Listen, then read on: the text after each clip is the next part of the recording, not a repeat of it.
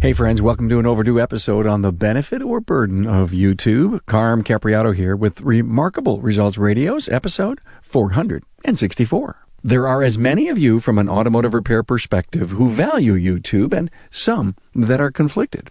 Coming up, a wide open discussion with 4 of your colleagues as we continue to drive industry trends and insights.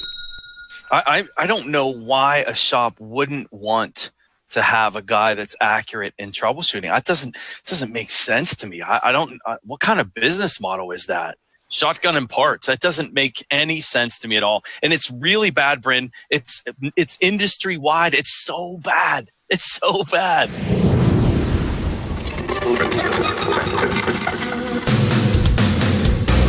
Welcome, aftermarketers, to Remarkable Results Radio. Listen to learn just one thing from today's episode on your journey to remarkable results.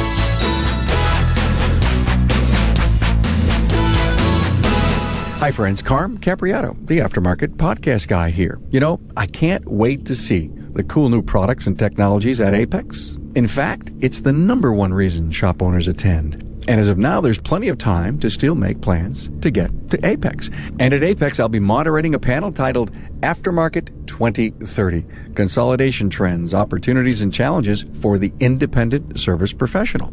This discussion will help you plan important moves for your business now and into the future. And if you've been to Apex, you know it's the place to go if you earn your living in the automotive aftermarket. I hope to see you there November 5th through the 7th, 2019. Go to aapexshow.com to register and learn more. And please stop by the studio. Hey, it's amazing how many guests mention or talk about books that have shaped their lives and businesses. We are quick to enter those books on my website's books page. There you can click and get the complete skinny on the book and even buy it. So many great resources on my website, including the listening app page, where all free listening apps for your smart device are listed. Hey, by the way, find the key talking points on this YouTube discussion at remarkableresults.biz/E464. Okay, as you go through this episode, you'll discover the stimulus for this discussion. There's many passionate people on both sides of the value of YouTube as it relates to the auto repair industry. Many in the industry use YouTube for repairs and diag tips, and I'm sure you've used YouTube to help you understand a home project. I have, and never has the presenter of a how-to video ever bashed a professional plumber, carpenter, electrician, painter, etc. You get the drift. They never said that professionals were ripping me off with their fees or prices. Now, no doubt, there's a lot of great information available on the internet, especially YouTube. It is here to stay. However, my panel did a very objective job of bringing a professional discussion on the benefit or burden of YouTube on the industry. I believe the panel surmised a single theme: don't trash the professional. With me is Paul Danner, Scanner Danner fame, Bryn Klein, shop owner and member of Trained by Techs, shop owner and technician Michael Bricolo, and a 2006 Skills USA first place winner for New York State in collision repair, who also attended the National Skills USA competition. And listen when Michael heaps a load of compliments on Scanner Danner. And also with us is shop manager and diagnostician at Riverside Automotive, Red Wing, Minnesota, Matt Fonslow. You'll hear about a few specific repairs or shortcuts presented on YouTube that moved this panel to have this discussion. YouTube benefit or burden. With me is Bryn Klein, Assured Auto Works, Melbourne, Florida, and Trained by Techs. Sure. Hi. Matt Fonslow is with us, shop manager, diagnostician, Riverside Automotive, Red Wing, Minnesota. For having me. Paul Danner, educator, diagnostician, and YouTuber Scanner Danner. Hey, Paul. Hey, Carm. Thanks for having me. Glad you're here, man. And also Michael Bricolo, owner with his dad in Bricolo Automotive and Collision, and a 2006 Skills USA first place winner for New York State. How proud you must be. Yes, sir. Thanks for having me on the pod, Carm. You attended the national competition too. We're just an honor to see how far you did go with Skills USA. Well, look at gang.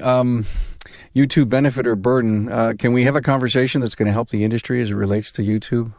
I don't want to sound like I'm taking any credit whatsoever, but I think a lot of this was born out of a post I had made on Diagnostic Network and some subsequent conversations on social media, namely Facebook groups about YouTube. And the post was about a experience I had with a customer that brought us a Nissan that she's having issues with the AC and the heater. The fan, the blower fan, was not functioning.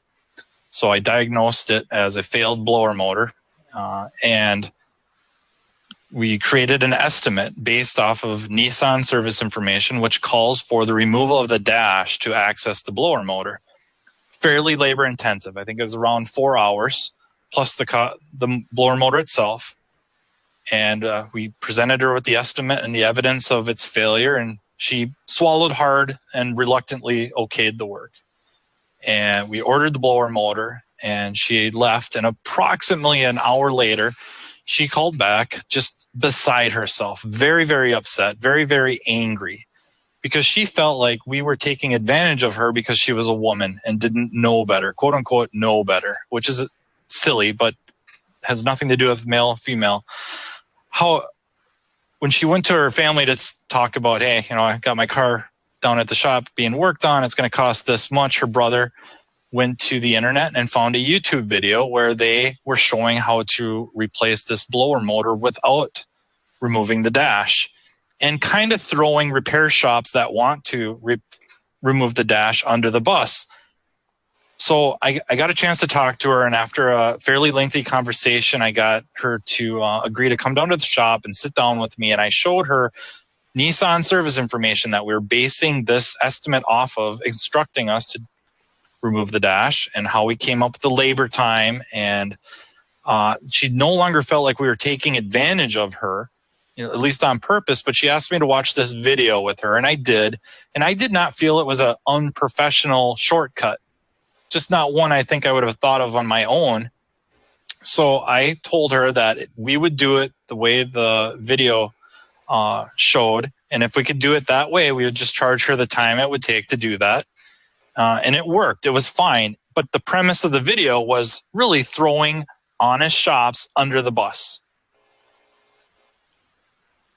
Yeah, not cool. So with backing that up, in my opinion, this conversation is kind of goes two ways, and then in each of those, areas, I think it goes deeper into more layers. But primarily, in my opinion, this is about the content on YouTube when it comes to automotive, the automotive industry, goes to repair and diagnostics, and so that's, I think that. Primarily we're going to talk about the both of those. And, there's a lot of shops, a lot of friends of mine that do repair content on YouTube. And a lot of people are saying, why drive yourself crazy worrying about, trying to stop people from doing repair content, because you're not going to stop them. And I agree. We're not going to necessarily keep people from doing, repair content on YouTube. But hopefully by the end of the conversation, we've come up with some best practices, and at least, hopefully we'll leave this with people understanding, the damage they can do with the words they use. Yeah, and I wish I would have started off a little differently. Like, I would, more than anything, like to convey how on the fence I am about this, that I'm torn between the repercussions of the content on YouTube and how it's presented, as well as the massive benefits. And one of the people on the panel, Paul, his videos, and there's others posting up very valuable content on YouTube that do help. That's a very positive thing for the industry. So if anything, if anyone leaves after listening to this, understand I'm really on the fence about it. Yeah, and I want to speak to that for a minute too. And Matt and I had talked about this same situation on the phone, and I really never thought about it from that perspective before we talked, Matt. And I really do sympathize with that cause. I mean, that's a real concern that, to be honest, I never considered until we spoke a few months ago about that. And that's why I think through that whole debate, like, I was trying to stay neutral. And it wasn't just to be neutral and be a peacemaker. That's in my nature in general. But it really was, I can see both sides of this debate. And I think one of the things that I had mentioned to you guys, via email, as far as talking points for me, just want to talk about that for a second. Is, when I started this in 2011, it was my 11th year teaching this engine performance class. It was 11 years of gathering data, 11 years of putting together what I felt like was real good foundational stuff for my guys that they could grab onto and use when they enter the field. And, I felt I was always trying to improve my class. And then this thing called YouTube, came out. I didn't really know anything about it except that I could put videos on there for free. I didn't have to pay for bandwidth or anything like that. And I started to, I had an idea. Well, that'd be great. I can make my class even better with these garages that I'm going to and doing these case studies, where really the majority of my book material came from. Is, man, how about showing them these case studies on video, and how awesome would that be? And then I started doing that and almost in a way assigning some of those case studies as homework. Like, here's the subject of today. We talked about it in text form, and here's the example of a case study, and here's your variables. And now go home tonight, watch this video and see where I use these procedures. And it really, really started to make my class, I think, that much better. And I never set out to be a YouTube guy. I never wanted to step on anyone's toes. It was simply, I wanted to make my class better. I mean, I didn't even monetize my material for the first year. I didn't even know you could. I was not setting out to make money off of YouTube. And, of course, that's all changed now, because once you put your material out there, now it becomes global, and now my classroom's global. And so I'm kind of looking at, I really feel like YouTube has made my classroom global. That's what it feels like to me. And I feel like these are all my students. I do. I know that might sound weird to some, but that's just kind of been my approach to it the whole time. And I'm grateful for the conversation, Matt, that you and I had, and this one here that you repeated it, because it makes me be that much more cautious about what I say and how I say it. And I don't think that I've been one, to bash the industry. Of course, I bash the parts changers, because I feel like that's not troubleshooting, and you're wasting customers' money, and you could be more profitable if you did things differently. I do have, I'll admit, some guilt, and I'm going to thank my friend Jim Wilson for calling me out recently on me engineer bashing. So I tend to really hate manufacturer flowcharts. And what I'm really now learning is it's not even the guy that made the car and designed the car that's writing the flowchart. So, there's some ignorance on my part as far as who I'm actually bashing, even when it comes to the engineer level guy. And, when you find out that a lot of the flowcharts are written and dictated by insurance companies and litigation, man, does that really open your eyes as far as, okay, well, we definitely want to use these as a guide. I'm still going to continue to bash them, but I just need to be careful who I'm actually bashing in the process. So. Michael, didn't you discover a lot of great stuff by watching Paul's videos? Yeah, I did actually. I was working in the collision industry. I was at a high volume shop here in Rochester, and I learned a lot of I was doing a lot of frame machine, pulling frames and doing a lot of metal straightening and all that. But there were times when we'd get a car all ready to assemble on a Friday, and we go to start it, and we had a check engine light on, or we had an airbag light on that we couldn't clear with our scanner, and everyone was lost, including the local dealers. And in Rochester, there's really not a lot of diagnostic shops. So it became very frustrating, because we don't get paid until we finish up the car and deliver it. So sometimes we were keeping people in rental cars at our own expense until we figured out what was going on with the car, So I took to YouTube, just kind of, I don't even know what I was looking for, but I came across Scanner Danner, and I became one of his students since probably 2012, I would say, when I started just learning like circuit design and all that stuff. And I kind of took it and ran with it. And don't get me wrong, there were technicians in Rochester that could fix these problems, but those guys were, they were booked. So did you feel that Paul was talking to you on a professional level? Oh, of course, all the time. Yeah. Yep. And he broke it down in ways that you could understand too, so that's huge too. I had no idea, Michael. We introduced each other at the beginning here. I had no idea. I didn't know that. That's that and means a lot.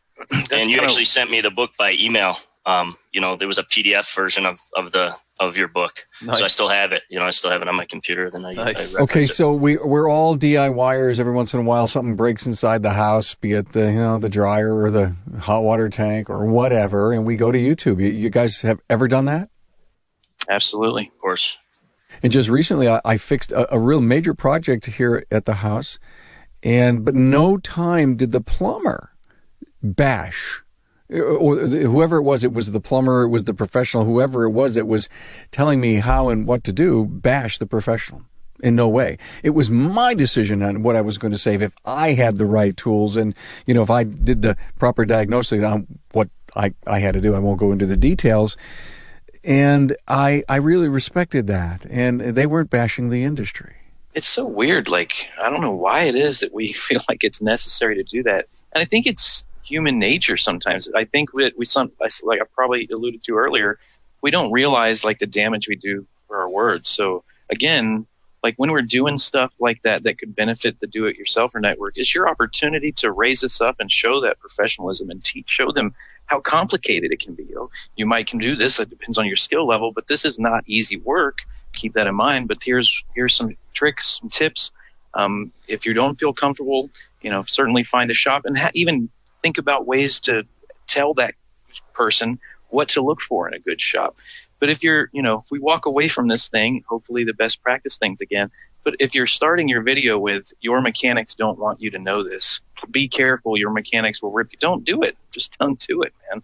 I don't know why, but I don't think people realize what they're doing. Yeah, I think about being a giver, and you guys are, because you're on the show. You contribute to the industry in a very big way.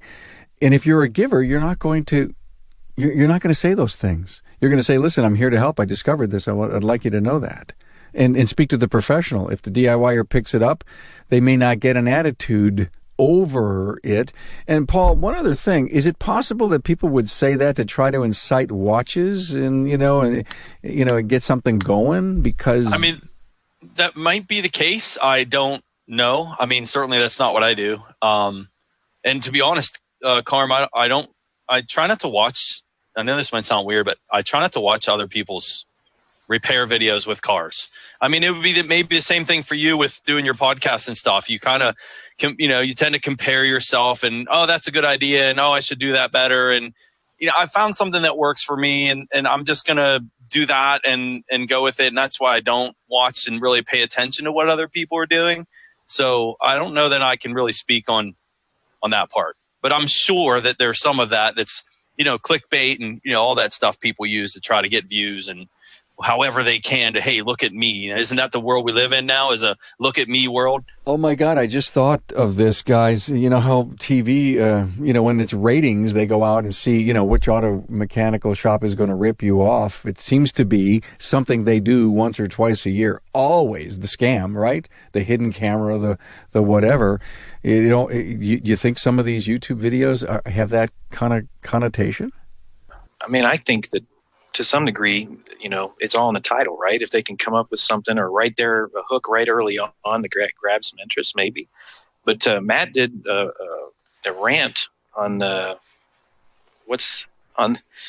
just recently. That's it was pretty awesome. It was definitely totally unexpected, but the wrestling one. The wrestling one. Oh, that was awesome. That was great. That was awesome. I'm going to let him. Hopefully, he'll kind of explain it. But I think it's perfectly fits in right here. But it's easier to tear people and things down to try to push yourself up, rather than trying to build others up and then show how you are equal to or better than that, which would then launch you up higher than if you just shoved somebody down and stood on their shoulders. So. Yeah, it's like when I heard that, it was like, that's freaking brilliant. And that came from Ric Flair, right?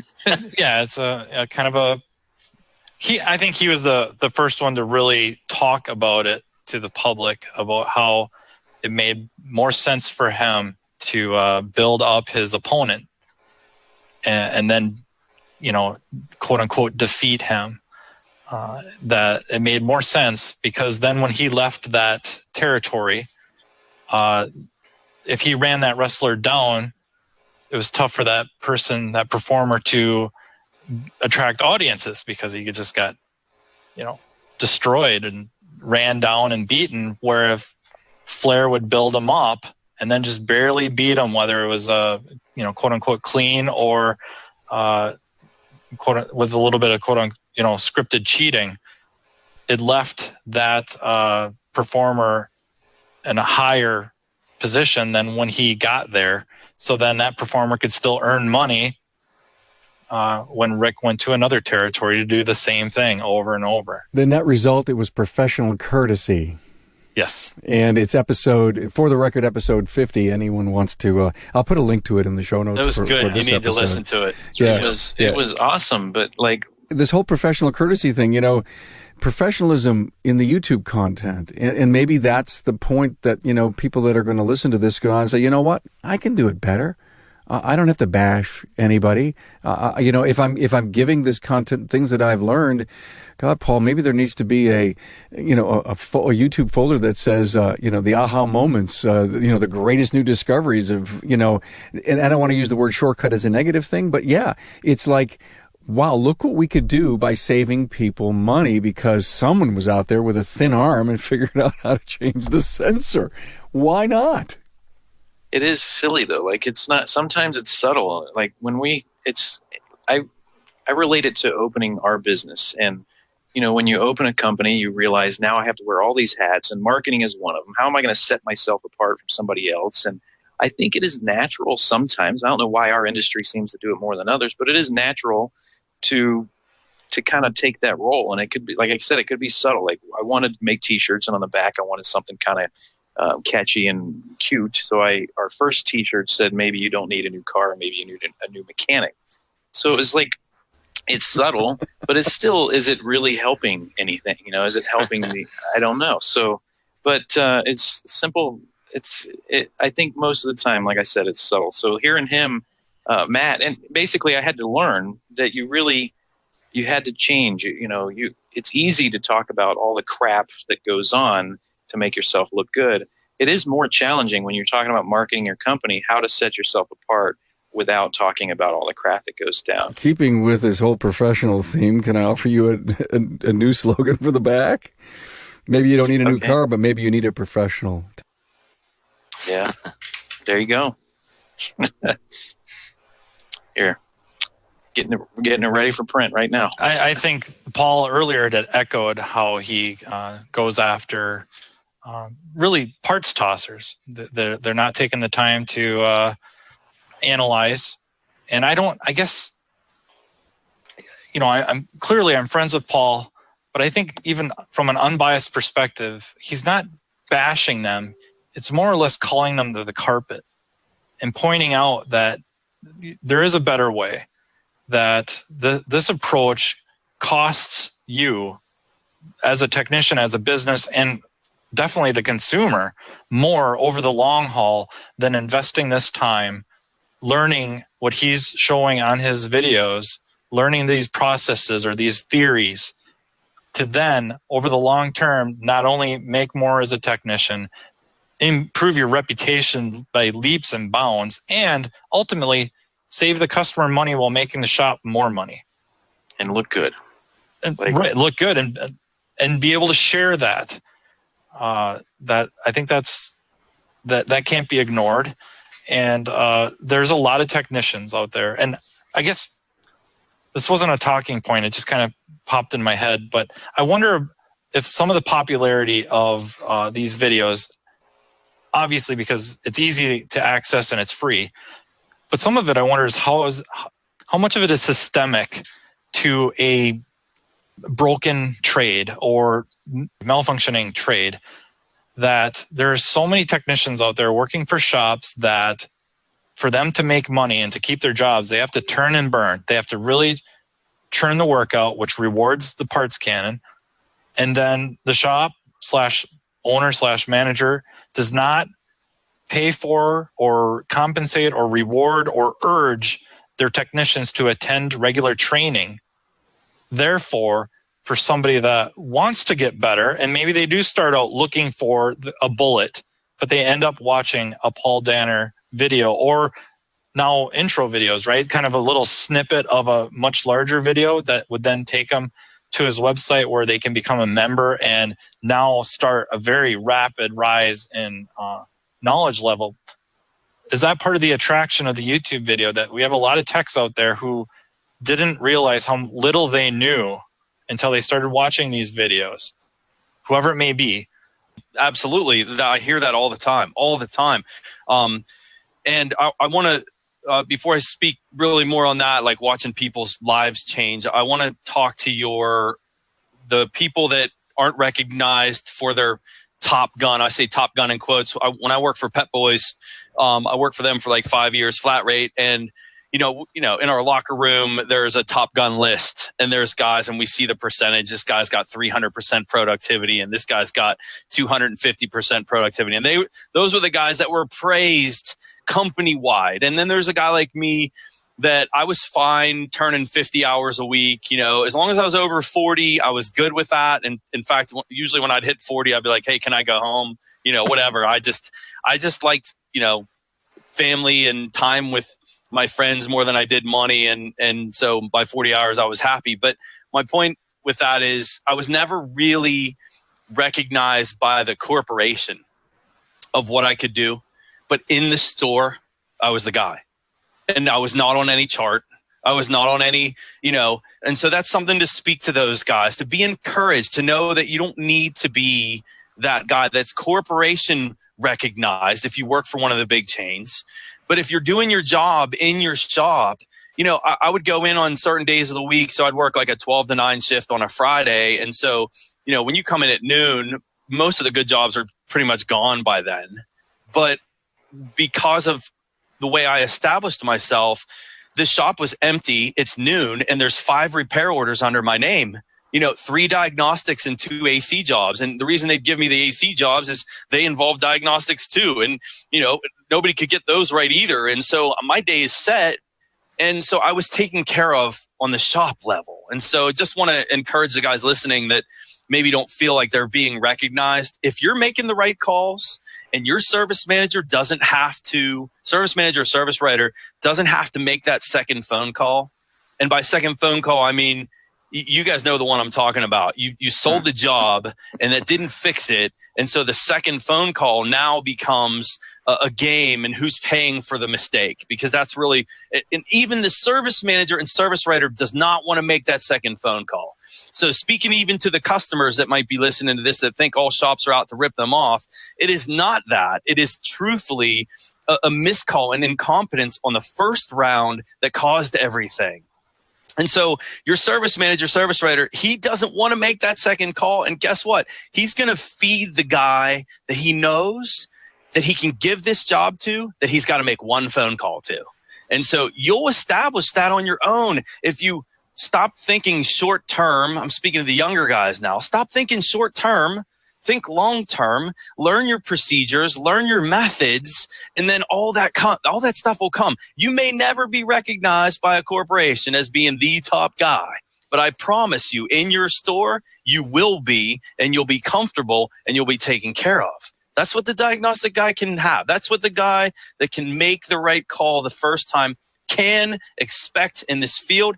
And if he's that guy and he's working for a shop and the shop's not giving him that recognition, he needs to relocate. Bottom line.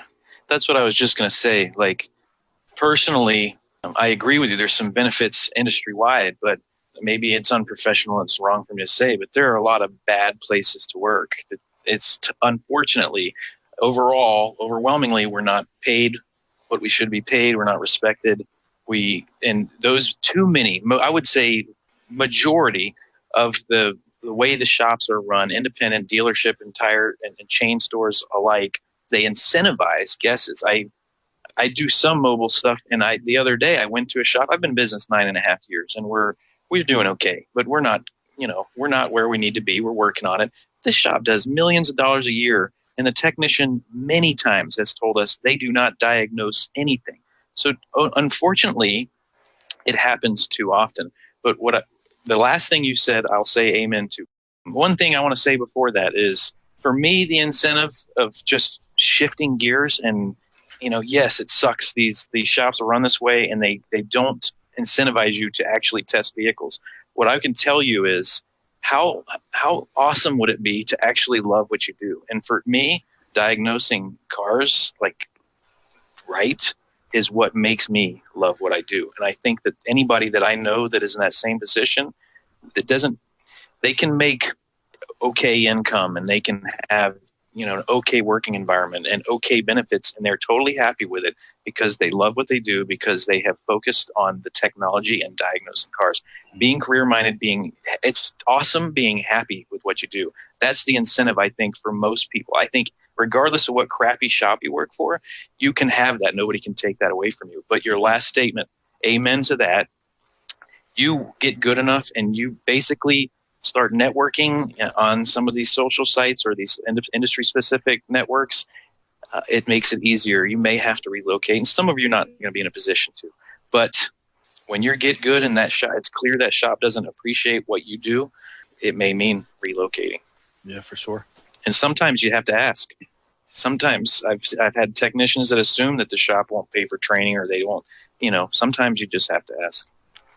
I don't know why a shop wouldn't want to have a guy that's accurate in troubleshooting. That doesn't make sense to me. What kind of business model is that?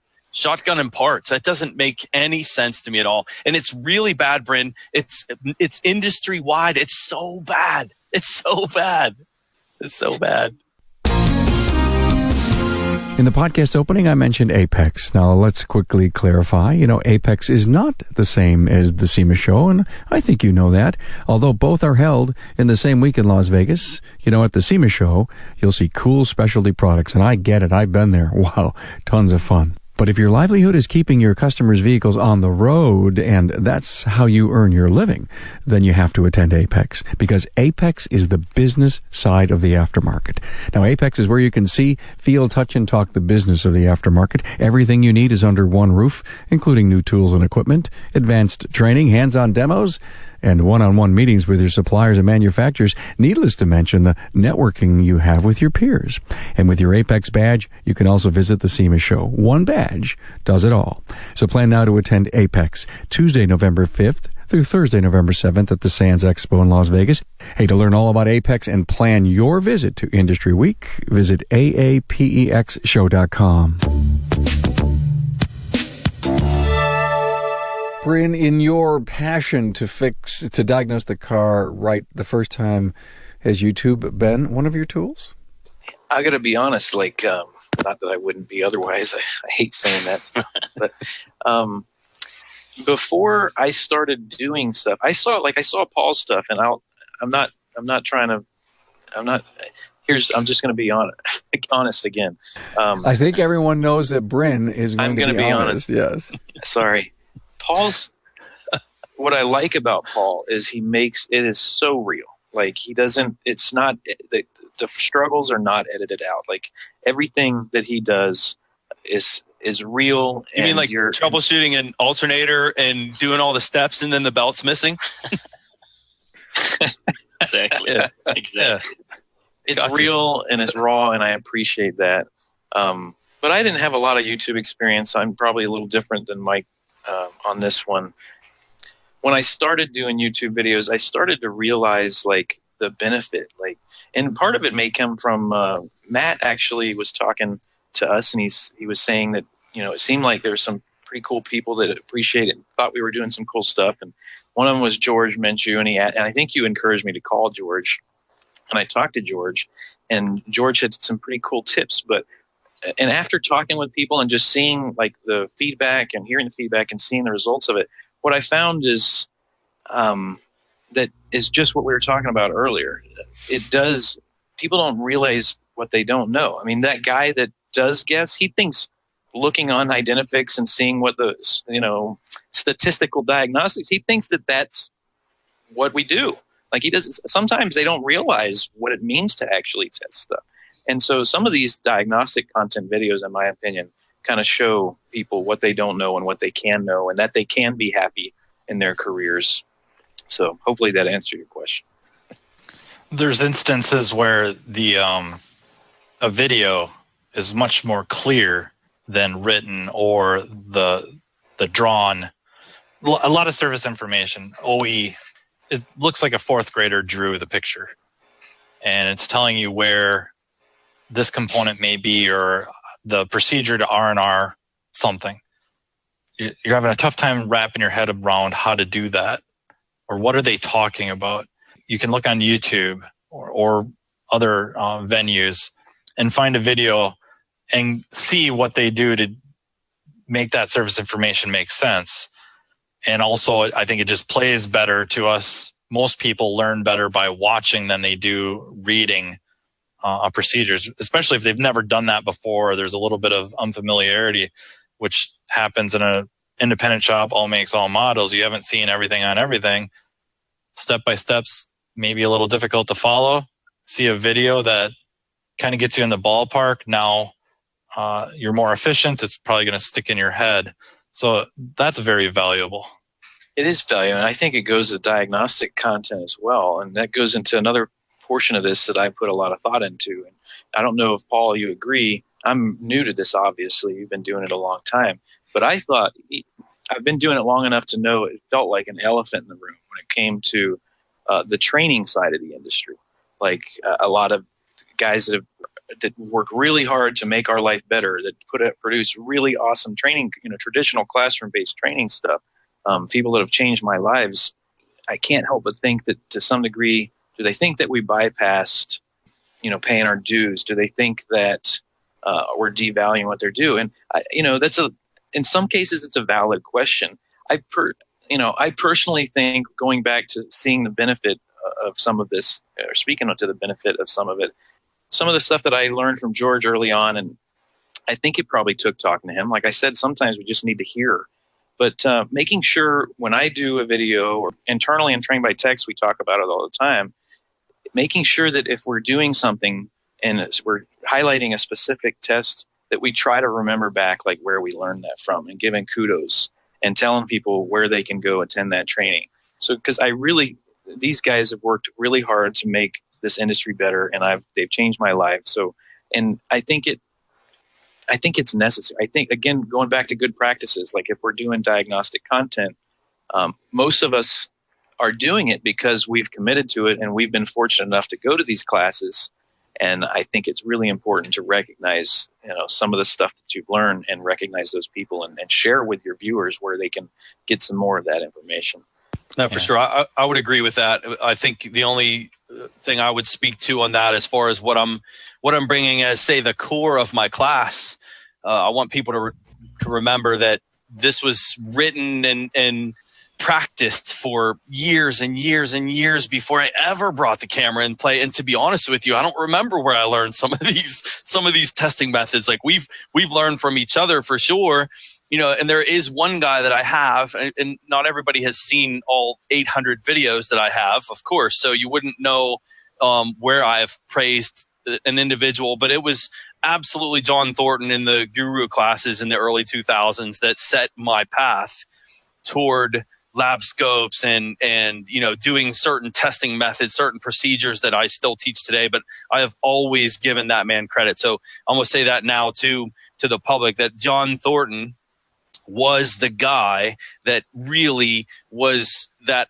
There was two trainers in my life. One was my tech school trainer when I went to Rosedale. His name was Dan Svitko, that I'll give props to. He was my guy.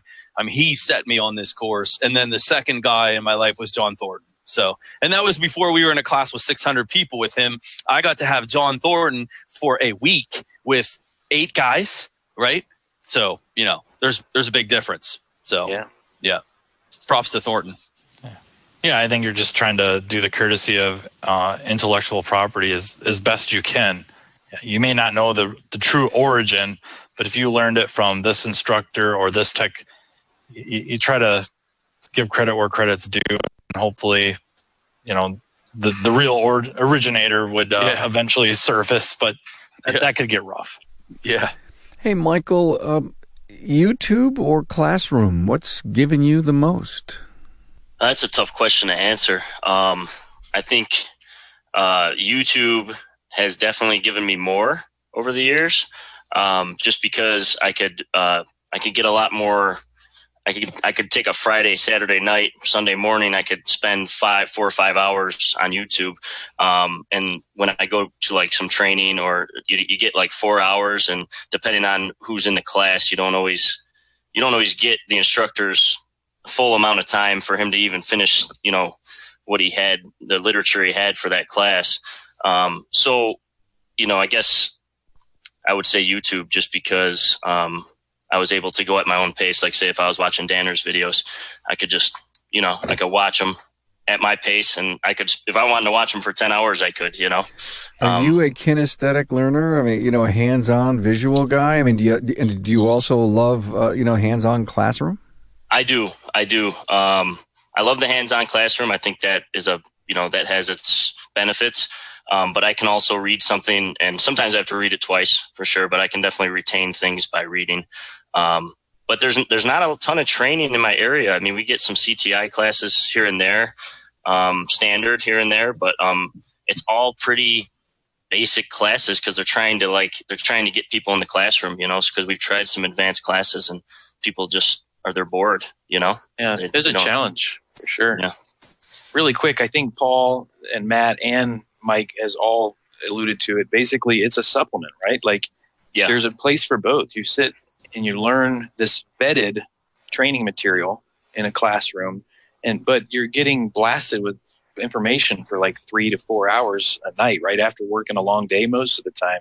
So if you have good diagnostic content to supplement that, like on YouTube, you can physically watch the tests that they talked about in that class. I think that's the combination of the two is really supplement, or I feel like the classes, and don't go to as many as you guys do, but I feel like the classes in the industry that I've gone to with Vision and TST, and I'm going to the Super Saturday in October, really looking forward to that.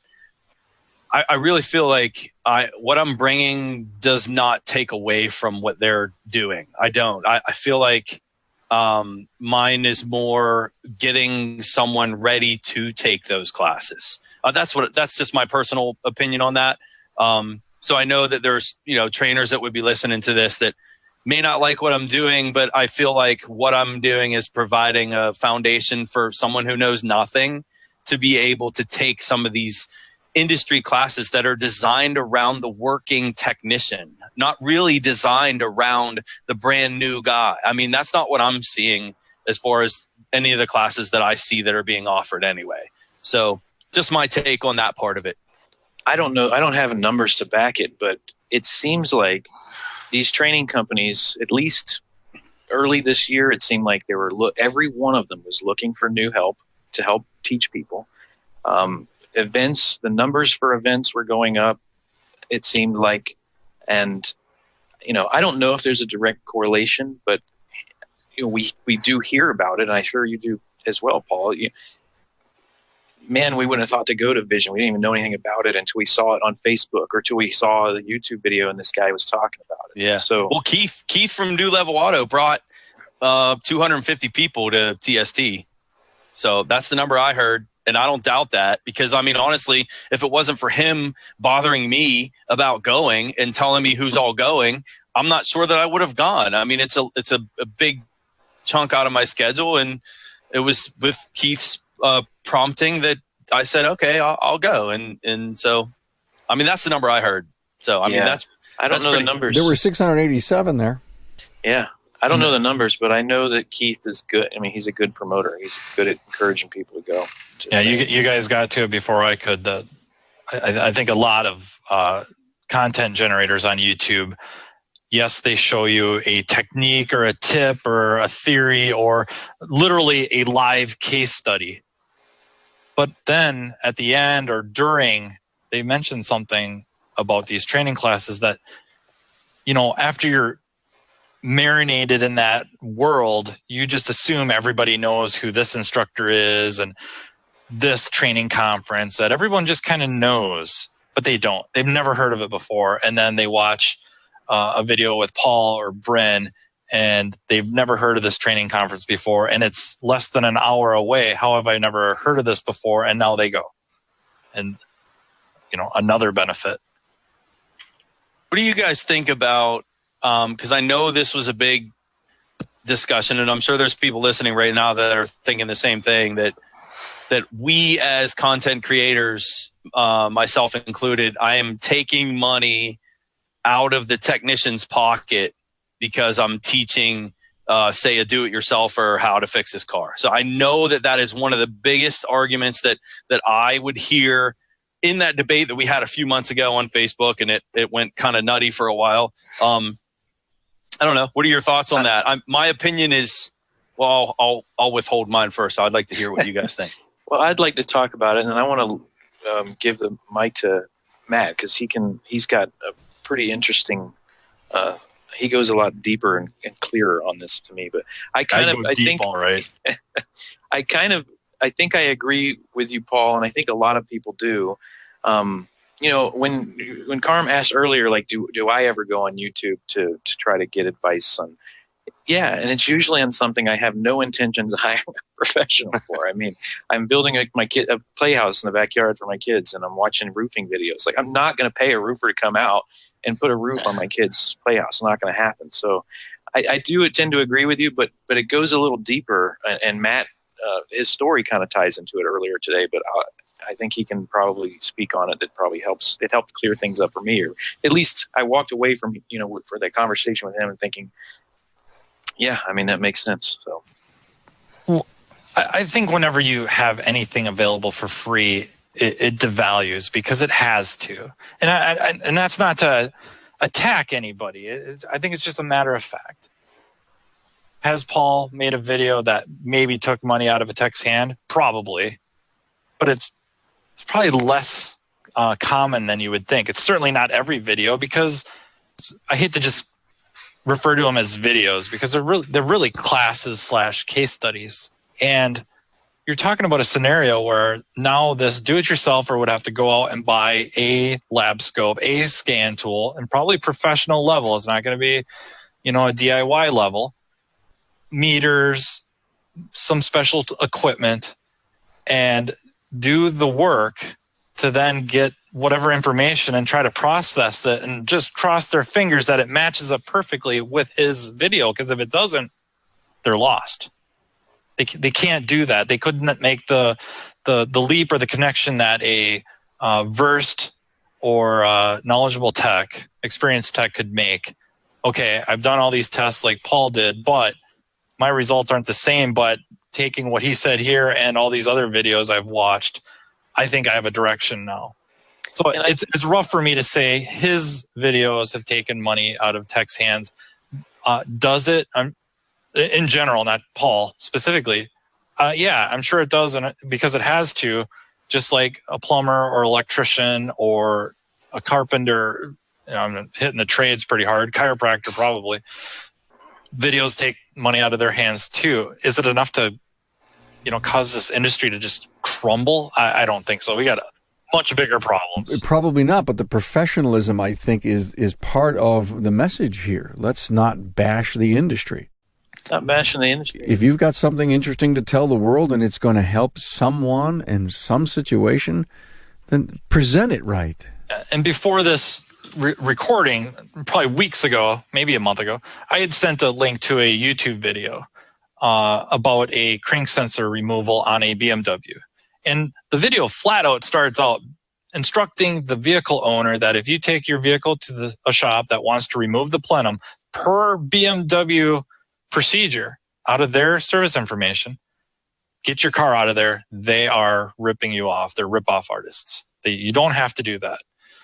There's a difference between that and Paul's video this is how we're going to go about diagnosing the sensor.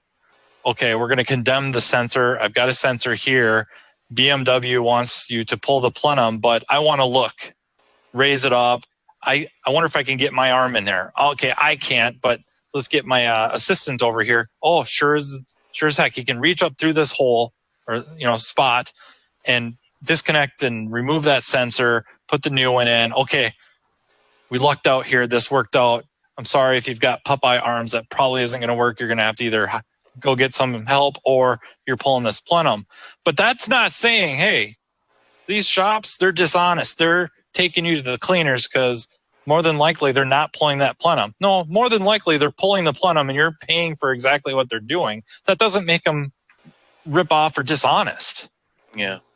That goes back to my statement earlier. I think when we're talking about content, you're talking about primarily repair, R&R content, and diagnostic content.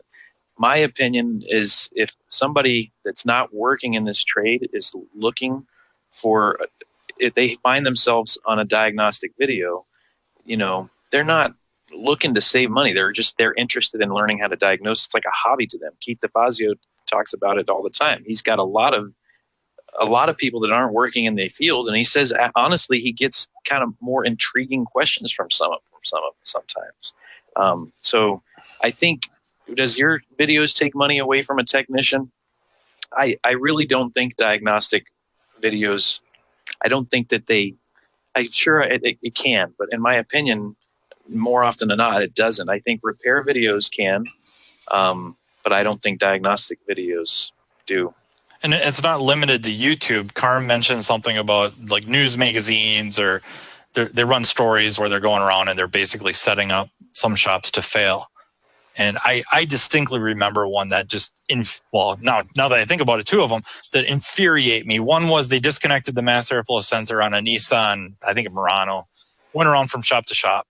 The honest, quote unquote, honest shops were the ones that hooked up the scan tool, saw the code, popped the hood, saw the mass airflow sensor disconnected, plugged it in, cleared the code, verified it was fixed, gave the customer the car back, and didn't charge them anything. That was, quote unquote, the honest shop, not the shop that did the same exact thing, but charged a diagnostic fee / labor. You know, it cost the shop to have the tech do this. The scan tool is not free. That they weren't labeled honest, and they had a freaking expert. You know, AFC certified master expert. That's crap. Right. She didn't mention, but I want to make it very clear though, the shop that charged you, that's fair and honest. It's nice that these other shops gave it to you for free. That's nice. Not a good business practice in general. So they're taking the honest shop and throwing them under the bus with the guys that, you know, said they cleaned the mass airflow or replaced it because it was disconnected. Yeah. That's some heavy dishonesty. Hey, guys, look at it's known that when a consumer shows up to your shop with whatever code they know about, whatever friend told them that's wrong with their car, that they've done the research and they, quote unquote, here's my air quotes, know an awful lot about what's going to happen with the repair, what the repair is about. And is it coming from YouTube? Is it coming from just word of mouth? Is it coming from blog posts? And what can we do about bringing the professionalism of those of that content up a couple of notches? Well, and YouTube's just the venue, right? It's the people creating that content. And so if I knew that there was going to be a censor and I saw one of Paul's videos as a consumer, and I walked in, at least I know, I have an idea what it does, maybe how it's going to be diagnosed, and I don't hold your nose to the ground that says it's going to be an hour or two. Paul, I'm sure you're not getting into how long it takes to do the job. Here's what the consumer says to me when they comment on my videos. You talk too much. That's the comments I get. So I mean, I don't think we need to worry about the consumers watching my videos. No, I'm not worried about that. I'm just saying that it's probably a source of information for them. No, for sure. Yeah. I think so. And I was going to mention it earlier. If anything, my opinion here is if somebody finds them, if they find a diagnostic video and they start watching, they're probably going to be bored and move on. But hopefully it's done professionally and they realize how complicated it is to get there, and the dedication and that professional has to find the root cause of that problem. That's what I maybe I'm being naive, but I think when it comes to diag stuff, I think that is at least sometimes a positive benefit. Well, just a few things real quick. I wanted to say in regards to maybe the guy that's concerned about me taking money out of his pocket. I understand that feeling, but I want to give an example, and this wouldn't be necessarily to that guy, but what if the guy that maybe would be bringing you his car that's now going to do it himself, if the industry as a whole wasn't so, and I don't want to talk bad about our industry, but there's a lot of incompetence in our industry where the guy that's now watching my video that's a do-it-yourselfer has spent $1,000 at a shop and his car's not fixed. And now he's going to watch my videos and fix it himself. So I see that all the time. So I'm going to put that one on the shops. Shops need more training. Shops need to educate their guys. And then they're going to keep that guy that's now being fed by me instead of the shop. That's number one. The second one would be, I hear all over the world now, all over the world from my global classroom, I've quadrupled my pay. I've done this. I'm putting food on my table that I've never been able to do before. These are in-service working technicians that I'm training. So awesome stuff. I'm honored to be part of it. We also need to fight as a whole, this industry, the parts companies who offer free diagnostics, and the customers say, oh, that's all you need to do is hook up a scan tool and read a code and change a part. What do you mean you're charging me this? That goes back to Matt's point. If I'm hooking up a scan tool on a car, I am charging you. The second I put my scan tool on the car, we've negotiated that, Mr. Customer and I, before I've ever even looked at your car. If I'm hooking this scan tool up, you are being billed $115, $120, whatever your labor rate is. That's what it is. If you don't like it, feel free to go get your free diagnostics somewhere else. It's not here.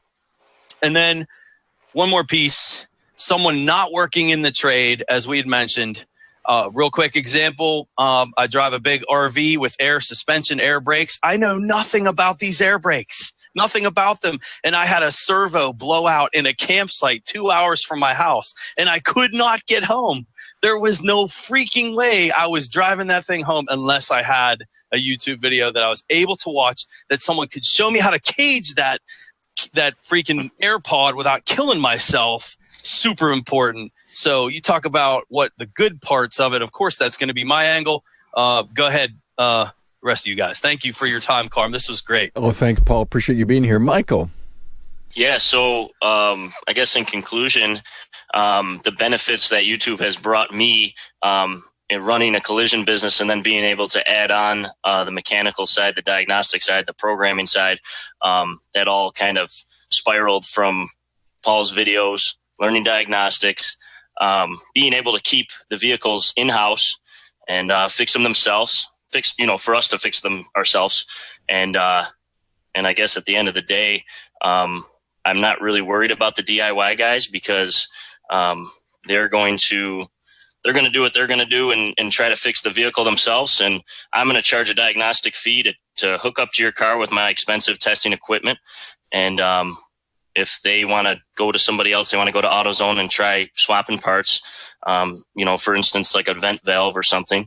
9 times out of 10, it probably is a bad vent valve when you have a circuit code or something. But when that one time that it is a computer or a wiring issue, and it's been to 3 or 4 shops, and they bring it to me, and I spend the time to actually troubleshoot and figure out the problem, I have a customer for life.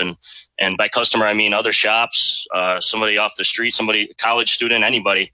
I gain customers for life because I efficiently troubleshoot vehicles. And I think a lot of that has to do with YouTube, and it's led me to Facebook, to Train by Text, to everybody. It's opened up a whole world for me, networking. So, and I owe that to YouTube, because had I never searched on YouTube, I would have never made it where I am now. So, thanks, Michael. Matt. Thank you. I would like to take Paul's last 2 points and just put my voice behind them, and that would be my send-off. I guess I would just reiterate how on the fence I am. I don't think YouTube itself is quote unquote evil. It's the nature of the content. If this trade and our tradesmen, colleagues are unfortunately very good at devaluing themselves and each other, and it shows in the videos. They could make a video about our quote unquote most simple procedures and not blow it out of proportion of how complex and complicated it is, but at least be a very honest take on, while we have this apart, I'm also looking at this, this, and this. And it would just send a good message to a car owner or client that okay, yes, I did watch this video. You're doing all the things I saw on that video, and you're finding what they found or were talking about. That should instill some confidence rather than devalue what you just did. And I think we got to be better about illustrating that. And then I think I would just hit it again that I'm kind of more intrigued with the idea that the popularity of the content is driven a lot by dysfunctional or malfunctioning trade, that our training is so lacking in the support of our management. Wait a minute, Matt. We have training, but there's not enough going. Not enough going, and I think a lot of it is the shop owner managers aren't as supportive as they could be. And maybe, like Bryn mentioned, maybe all it takes is a question like, hey, I would really like to go to this conference. I'd really like to start going to these local classes. Can you help me out? Maybe that's all it takes. But you would like the shop owners, especially the ones that are regularly listening to Remarkable Results Radio podcast, would be all over the, to work here, to be eligible for pay raises or more vacation time, some kind of a benefit. You need to get X amount of hours of training. Yeah. We're interviewing and talking to the top 10% in the industry, and our goal, my mission of late, my crusade, is that we've got to get these stories, my 600 episodes, down in deeper into the industry, and I know we can make a change once we get people hooked, because I get cards and letters all the time about it, and that we've that our stories have changed people. No doubt on the Diag side that Bryn and Paul are doing, on the audio biz, we talk business talk, for the industry. There's an awful God. Think about it. Leadership and training and culture and marketing and all these things. Oh my God, I got to do all that? Bryn, I got to do all that? And so, and here, here's another major important piece, this YouTube benefit or burden. So glad you guys were here. Bryn, I'll give you the last word. Man, I could talk for like 10 minutes and you guys probably still won't understand me. I could go on. Just be honest. If you'd be honest, that would be great. I will try to try this time. Like we said early on, this kind of came about from some conversations, and it was pretty. It's pretty polar. I mean, I'd say polarizing is probably pretty accurate. Like, what I would encourage everybody listening. First of all, I asked